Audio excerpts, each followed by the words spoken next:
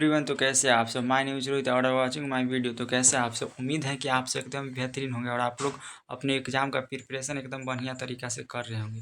आपके एग्ज़ाम का कम से कम अब 3 महीना का समय बच गया है और आप लोग को 3 महीना में बेहतर से बेहतर तैयारी करना है और आप लोग को 450 प्लस इस बार लाना है अपने और अपने साथ में मेरा चैनल का भी नाम आप लोग को रोशन करना था। आज हम ना क्लास 12th का हिंदी का मॉडल पेपर बताने वाले हैं। तो मॉडल पेपर हिंदी कंपलसरी होता है। हिंदी, साइंस, आर्ट और कॉमर्स तीनों में कंपलसरी होता है। हिंदी तीनों के लिए क्या होता है, कंपलसरी होता है। साइंस, आर्ट और कॉमर्स तीनों के हिंदी कंपलसरी होता है। और आपके इस सब्जेक्ट कोड है 306 और पूर्णांक 100 नंबर का होता है क्वेश्चन, जिसमें फुल मार्क्स 100 नंबर का होता है। हिंदी क्या होता है, अनिवार्य होता है सभी के लिए।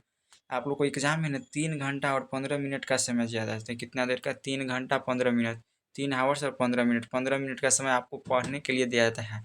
और कुल प्रश्नों की संख्या 106 होती है। टोटल नंबर क्वेश्चन की 106। यहाँ पर ही देखिए, यहाँ पर ही कुछ लिखा गया है। परीक्षार्थी के लिए निर्देश, क्या लिखा गया, परीक्षार्थी के लिए निर्देश दिया गया है। तो पहला लिखा गया है, परीक्षार्थी ओमआर उत्तर पत्रक पर अपना प्रश्न पुस्तिका क्रमांक 10 अंकों का अवश्य लिखें।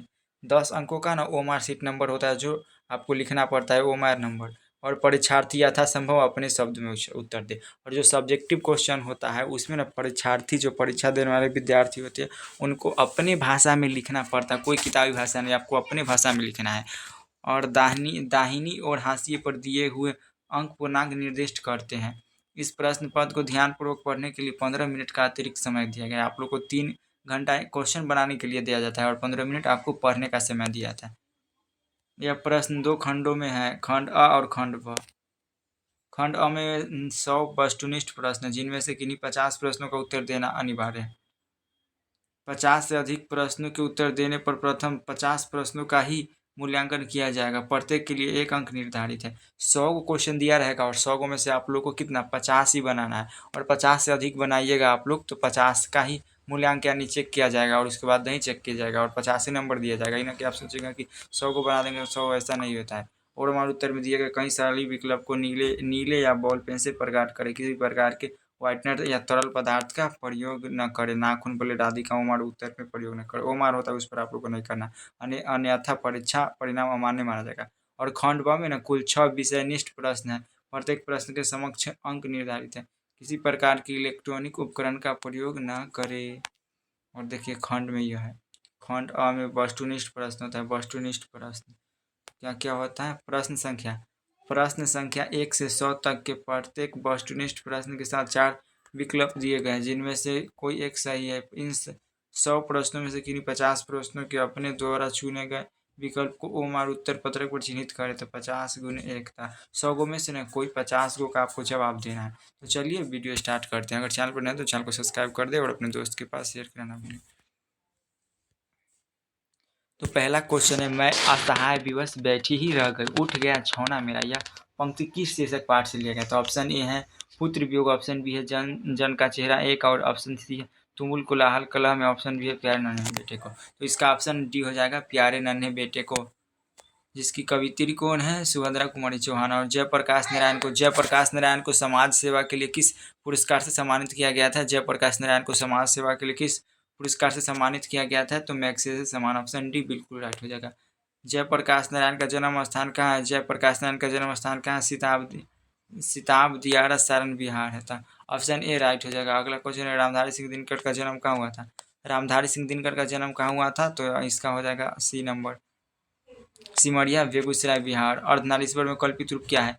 अर्धनारीश्वर में कल्पित रूप क्या है? तो शंकर और पार्वती का कल्पित रूप, ऑप्शन सी हो जाएगा। रामधारी सिंह दिनकर को किस रचना पर ज्ञानपीठ पुरस्कार मिला था? रामधारी सिंह दिनकर को किस रचना पर ज्ञानपीठ पुरस्कार मिला था? तो किस पर मिला था? तो इसको मिला था उर्वशी पर, ऑप्शन ए बिल्कुल राइट हो जाएगा। रोज शीर्षक कहानी में मालती के पति किस व्यवसाय से जुड़े थे? रोज शीर्षक कहानी में मालती के पति किस व्यवसाय से जुड़े थे? तो डॉक्टर से, ऑप्शन ए राइट हो जाएगा। रोज शीर्षक कहानी में महेश्वर कौन फल लाए थे? रोज शीर्षक कहानी में महेश्वर कौन फल लाए थे? तो आम लाए थे, ऑप्शन नंबर बी राइट हो जाएगा। सन 1926 ईस्वी में भगत सिंह ने किस दल का गठन किया था? तो सन 1926 ईस्वी में भगत सिंह ने किस दल का गठन किया था? नौजवान भारत सभा का गठन किया था, ऑप्शन ए बिल्कुल राइट हो जाएगा। अगला क्वेश्चन है, भगत सिंह किसे अपना आदर्श पुरुष मानते थे? भगत सिंह किसे अपना आदर्श पुरुष मानते थे? तो गणेश शंकर विद्यार्थी को ना अपना आदर्श पुरुष मानते थे, ऑप्शन ए हो जाएगा सही, ऑप्शन सी राइट हो जाएगा। धाकड़ किस जगह से आए थे? धाकड़ किस जगह से आए थे? धाकड़ आए थे कहाँ से? दक्षिण बिहार से आए थे। ऑप्शन ए राइट हो जाएगा। बिना फेरे घोड़ा बिगड़ता है और बिना लड़े की सिपाही क्षमता कम हो जाती है। पंक्ति किस पाठ से? तो उसने कहा था ऑप्शन नंबर बी राइट हो जाएगा। अगला क्वेश्चन है, सिपाही की माँ शीर्षक एकांकी में बिस्नी चारपाई के पास मोढ़े पर बैठी क्या करती दिखाई देती है? सिपाही की माँ शीर्षक एकांकी में बिस्नी चारपाई के पास मोढ़े पर बैठी क्या करती दिखाई देती है? तो सूत काटती है। ऑप्शन नंबर ए राइट हो जाएगा। मुन्नी कौन थी? मुन्नी कौन थी? मुन्नी कौन थी? तो बिस्नी की बेटी। मुन्नी कौन थी? तो बिस्नी की बेटी। ऑप्शन डी राइट हो जाएगा। परगीत और समाज शीर्षक निबंध किस निबंध संग्रह से लिया गया? परगीत और समाज शीर्षक निबंध किस निबंध संग्रह से लिया गया है? तो वाद विवाद संवाद से लिया गया है। वाद विवाद संवाद से। अगला क्वेश्चन है, कहीं नहीं कविता के संग्रह रचयिता कौन है? कहीं नहीं कविता संग्रह रचयिता कौन है? तो इसका हो जाएगा Jaishankar Prasad. Option B right हो जाएगा। अगला क्वेश्चन है, हिंदी साहित्य में गजानन माधव मुक्तिबोध का उदय कैसे कवि के रूप में हुआ था? हिंदी साहित्य में गजानन माधव मुक्तिबोध का उदय कैसे कवि के रूप में हुआ था? तो प्रयोगवादी छायावादी के रूप में। ऑप्शन सी राइट हो जाएगा। अगला क्वेश्चन है, कौन लेखक कांगो के शिक्षा मंत्री, वित्त मंत्री एवं प्रधानमंत्री रह चुके हैं? कौन लेखक कांगो के शिक्षा मंत्री, वित्त मंत्री एवं प्रधानमंत्री रह चुके? तो एंटॉप चेखव रह सके हैं। ऑप्शन बी हो जाएगा सही। जायसी का जन्म स्थान कहाँ है? जायसी मलिक मोहम्मद जायसी का जन्म स्थान कहाँ है? तो जायस क्रव अमेठी उत्तर प्रदेश में हो जाएगा। नाभादास किस धरा के संत थे? नाभादास किस धरा के संत थे? तो बौद्ध धरा के, जैन धर्म वैष्णव धरा के था। ऑप्शन नंबर ए राइट हो जाएगा। नाभादास का स्थायी निवास स्थान कहाँ था? नाभादास का स्थायी निवास कहाँ था? वृंदावन में। अगला क्वेश्चन है, सुभद्रा कुमारी चौहान रचित पुत्र वियोग शीर्षक कविता कैसी कीर्ति है? सुभद्रा कुमारी चौहान रचित पुत्र वियोग शीर्षक कैसी कविता है? तो एक शोक गीत है। ऑप्शन नंबर ए राइट हो जाएगा। सुभद्रा कुमारी चौहान को 1930 ईस्वी में हिंदी साहित्य सम्मेलन का कौन सा पुरस्कार मिला था? तो सेक्सरिया पुरस्कार मिला था। नहीं, भारत ज्ञानपीठ पुरस्कार। ऑप्शन सी राइट हो जाएगा। अगला क्वेश्चन है, ज्ञानेंद्र पति बिहार लोक सेवा आयोग द्वारा चयनित होकर किस पद पर स्थापित हुए? ज्ञानेंद्र पति बिहार लोक सेवा आयोग द्वारा चयनित होकर किस पद पर स्थापित हुए थे? तो काराधीक्षक के पद पर। कौन सा? काराधीक्षक के पद पर। ऑप्शन ए राइट हो जाएगा। अगला क्वेश्चन है, चीर विषाद विलीन मन की यह पंक्ति किस शीर्षक पाठ से है? चीर विषाद विलीन मन की यह पंक्ति किस शीर्षक पाठ से? तुमुल कोलाहल कलह में। तुमुल कोलाहल कलह में। चंद्रधर शर्मा गुलेरी की रचना निम्न से कौन है? चंद्रधर शर्मा गुलेरी की रचना निम्न से कौन है? तो उसने कहा था जो हो जाएगा। नाभादास की कविता का नाम क्या है? नाभादास की कविता का नाम है, नाभादास की कविता का नाम है क्या हो जाएगा? कवित्त हो जाएगा। ऑप्शन नंबर, नाभादास की कविता का नाम क्या है? तो नाभादास की कविता का नाम कवित्त हो जाएगा। ऑप्शन नंबर ए बिल्कुल राइट हो जाएगा। जयप्रकाश नारायण का निधन कब हुआ था? जयप्रकाश नारायण का निधन कब हुआ था? इनका निधन हुआ था 8 अक्टूबर 1979 ईस्वी को। ऑप्शन नंबर ए राइट हो जाएगा। अगला क्वेश्चन है, रघुवीर साय का निधन कब हुआ था? रघुवीर साय का निधन हुआ था 30 दिसंबर 1990 को इनका निधन हुआ था। सुखमय जीवन के लेखक कौन है? सुखमय जीवन के लेखक का नाम क्या है? चंद्रधर शर्मा गुलेरी। सुखमय जीवन के लेखक का नाम क्या है? चंद्रधर शर्मा गुलेरी। पद्मावती के कवि का नाम क्या है? पद्मावती के कवि का नाम क्या है? तो पद्मावती के कवि का नाम हो जाएगा जायसी मलिक मोहम्मद जायसी। ऑप्शन ए राइट हो जाएगा। अगला क्वेश्चन है, उर्वशी के रचयिता का नाम क्या है? उर्वशी के रचयिता का नाम क्या है? उर्वशी के रचयिता का नाम है रामधारी सिंह दिनकर। और चांद का मुंह टेढ़ा है के रचयिता कौन है? चांद का मुंह टेढ़ा है इसका रचयिता कौन है? चांद का मुंह टेढ़ा इसका रचयिता हो जाएगा ज्ञानेंद्र पति जी। ऑप्शन डी राइट हो जाएगा। अगला क्वेश्चन है, दानव दुरात्मा एक मानव की आत्मा एक, यह पंक्ति किस शीर्षक पाठ से लिया गया? तो यह लिया गया है जन जन का चेहरा एक। ऑप्शन डी राइट हो जाएगा। अगला क्वेश्चन है, पूर्व पश्चिम से आते हैं। अगला क्वेश्चन है, पूर्व पश्चिम से आते हैं नंगे बूचे नर कंकालिया पंक्ति किस शीर्षक कविता से ली गई? पूर्व पश्चिम से आते हैं नंगे बूचे नर कंकालिया किस शीर्षक पाठ से लिया गया है? तो अधिनायक से लिया गया। Option A right, option C हो जाएगा। अगला क्वेश्चन है, 36 नंबर, तेरी कुरमाई हो गई यह पंक्ति किस शीर्षक तेरी कुरमाई हो गई यह पंक्ति किस शीर्षक कहानी से है? तो उसने कहा था से ली गई है। अज्ञ रचित पाठ का नाम क्या है? अज्ञ रचित पाठ का नियम क्या है? तो रोज है। अज्ञ रचित पाठ का नाम क्या है? रोज है। ऑप्शन ए राइट हो जाएगा। अगला क्वेश्चन है, ओम प्रकाश वाल्मीकि रचित आत्मकथा का नाम क्या है? ओम प्रकाश वाल्मीकि रचित आत्मकथा का नाम क्या है? तो ओम प्रकाश के द्वारा सिपाही कुमार को रचा गया है। विनोद कुमार शुक्ल रचित कविता का नाम बतावे। विनोद कुमार शुक्ल रचित कविता का नाम बतावे। प्यारे नन्हे बेटे को विनोद कुमार शुक्ल के द्वारा रचा गया है। ज्ञानेंद्र पति रचित कविता का नाम क्या है? ज्ञानेंद्र पति द्वारा रचित कविता का नाम हार जीत लहाना सिंह किस कहानी की पात्र है? लहाना सिंह किस कहानी के पात्र है? लहाना सिंह किस कहानी का पात्र है? तो लहाना सिंह उसने कहा था कहानी का पात्र है। महेश्वर किस कहानी का पात्र है? महेश्वर किस कहानी की पात्र है? महेश्वर किस कहानी की पात्र है? तो महेश्वर है जो रोज कहानी के पात्र है। Option number B. अगला क्वेश्चन है ब्रज किशोर ब्रजराज कुंवर किस कविता का पात्र है? ब्रजराज कुंवर किस कविता का पुत्र है? ब्रजराज है जो सूर के पद है। और छत्रसाल किस कविता का पात्र है? छत्रसाल है जो कविता का है। Option number. अगला क्वेश्चन है रामधारी सिंह दिनकर किस काल के कवि है? रामधारी सिंह दिनकर किस काल के कवि है? तो आधुनिक काल के। जैसी किस काल के कवि है? तो जैसी है जो भक्ति काल के कवि हो जाएंगे। ऑप्शन नंबर बी राइट हो जाएगा। अगला क्वेश्चन है ओ सदा निराश शीर्षक पाठ हिंदी साहित्य की कौन सी विद्या है? ओ सदा निराश शीर्षक पाठ हिंदी साहित्य की कौन सी विद्या है?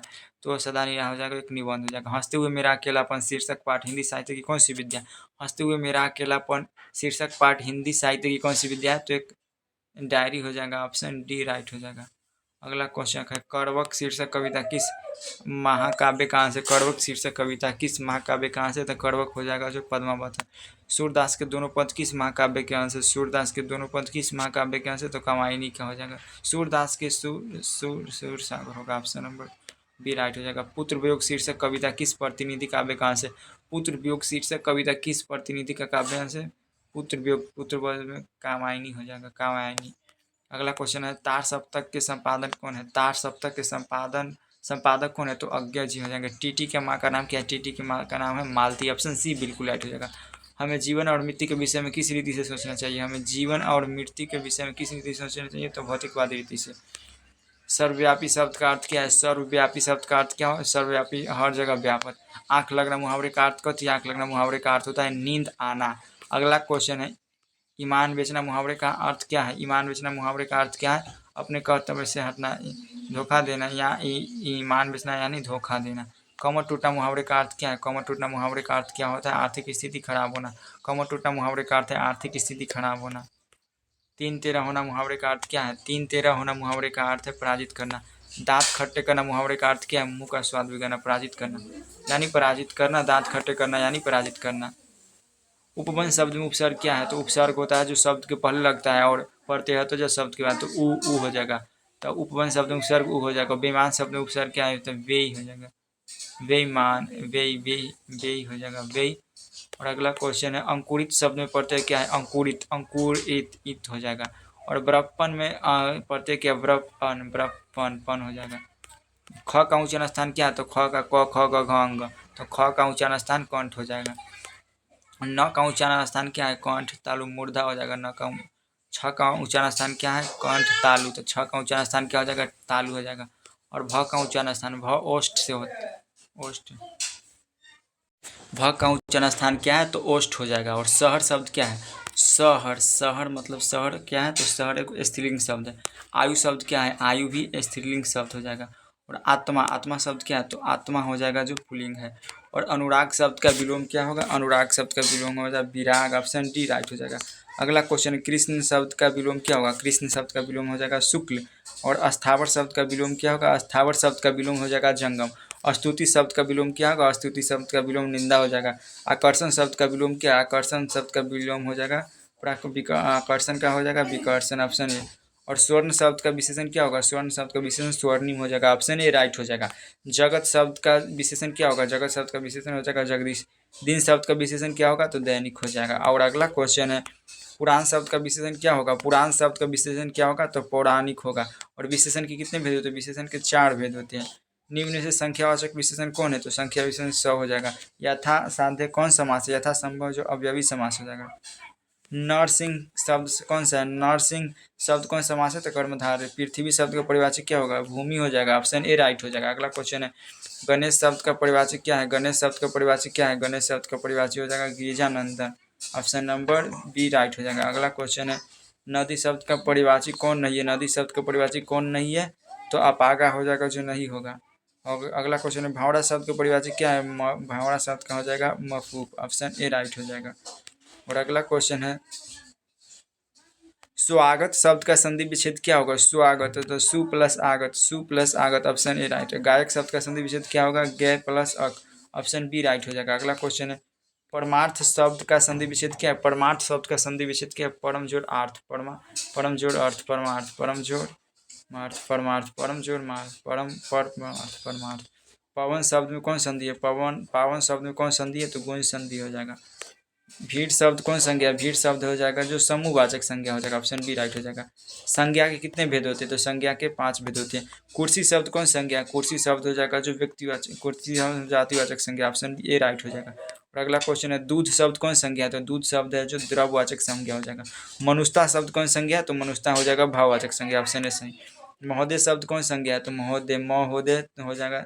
महोदय कौन समास है? तो तत्पुरुष है। भाई बहन कौन सा समास है? तो भाई बहन है जो द्वंद्व समास हो जाएगा। और अगला क्वेश्चन है पंचानंद शब्द कौन समास है? पंचानंद समास है जो द्विगु, ऑप्शन बी राइट हो जाएगा। तो 100 क्वेश्चन आप लोग को कंप्लीट हुआ। आप लोग कितना सही किए कमेंट करके बताइए। अब अगले मिलते हैं इंग्लिश के क्लास में। इसका सब्जेक्टिव है वो देख लीजिए। ये सब्जेक्टिव है जो काफ़ी ज़्यादा इंपॉर्टेंट है। विषयनिष्ठ प्रश्न और निम्नलिखित में से किसी एक पर निबंध लिखें। निम्नलिखित में से किसी एक पर निबंध लिखें।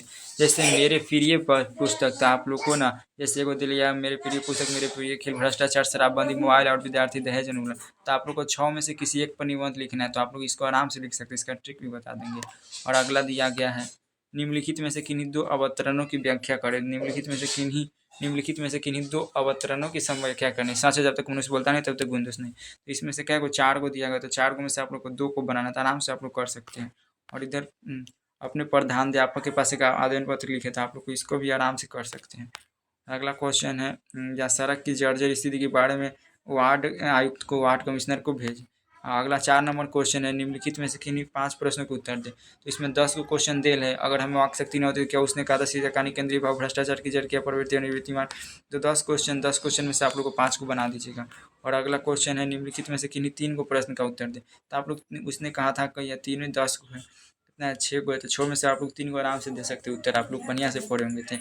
और निम्नलिखित अवतरणों से किन्हीं का संक्षेपण लिखे। तो आप लोग को 2 संक्षेपण दिया गया और दोनों में से आप लोग को इसी एक पर संक्षेपण लिखना है। तो आप लोग को तो इतना आराम से कर सकते हैं। तो चलिए आज के लिए इतना ही, मिलते हैं अगले वीडियो में, तब तक के लिए जय।